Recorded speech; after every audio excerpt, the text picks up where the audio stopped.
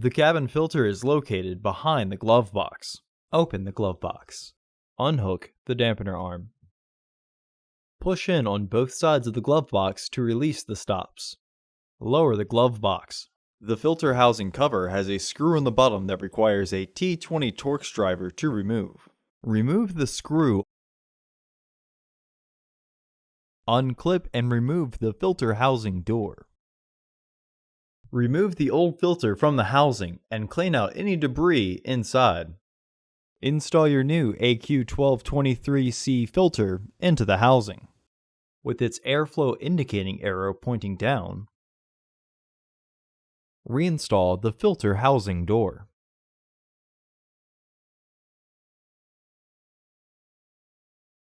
Reinstall the housing door screw. Partially close the glove box to re-engage the stops. Reinstall the dampener arm. Close the glove box. Order your parts today at filterheads.com.